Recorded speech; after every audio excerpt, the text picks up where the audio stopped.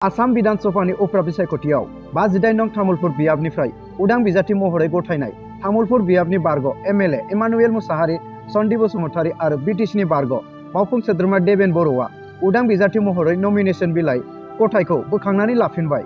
आसाम विधानसभा उफ्रा बिसायख'थिनि नमिनेशन बिलाइखौ बोखांनानै लाफिननायनि दिनै जोबथा खालारमोन। थिग बेबायदिनो बाक्सा जिल्लानि जिल्ला बेंगिरि मावख'आव इमानुएल मुसाहारि, सन्दी बसुमतारी आरो देबेन बर' बिथांमोनहा गाव गावसोरनि नमिनेशन बिलाइखौ बोखांनानै लाबाय। चिरां जिल्ला बिजनीनि सिङाव थानाय मंगलियान थालिरबारि गामिनि मुस्रि प्रताप ब्रह्मनि अनसुलि बिसि फेरल ब्रह्मआ थांनाय 5 सेप्तेम्बरनिफ्रायनो गावनि उन्दै उन्दै फिसाज्ला सानै आरो गावनि फिसायखौ गारलांनानै मिथि मोनै जायगायाव खारखोमानानै दं। मुस्रिमा फेरल ब्रह्मनि फिसाय थामहिनबा प्रताप ब्रह्म बिथाङा फोरमायनाय बायदिब्ला जेबो दावराव दावसि एबा नांलाय खमलाय गैयाजासे न'निफ्राय ओंखारलांनायानो दासिम फैफिनाखै।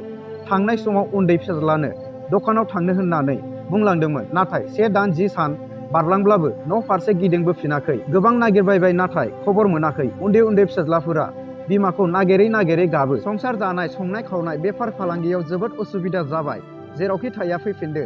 थैस' थांस' फिसा फिसौखौ लानानै संसार जालांनांगौनि थांखि दं आरो बिथाङा रायजो राजाफोरनिसिम खावलायदों दि सोरबाफोर नुसनबायोब्ला 6001839042 आरो 9678960767 नैबे मबाइल नाम्बाराव खौरां हरनो खावलायदों।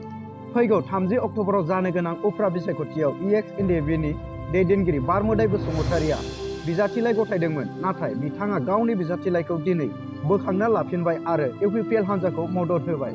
दिनैनि थाखाय भिडिअ'आ एसेनोसै। नोंथांमोना भिडिअ'खौ मोजां मोनदोंबा अननानै लाइक आरो शेयार खालामलांदो आरो नोंथांमोना चेनेलाव गोदानबा चेनेलखौ साबस्क्राइब खालाम, लोगोसे बेल आइकनखौबो थुना हो जाहाथे नोंथांमोननिसिम नटिफिकेसन मोनहैयो। नोंथांमोननिसिम जोबोद जोबोद गोजोननाय थाबाय।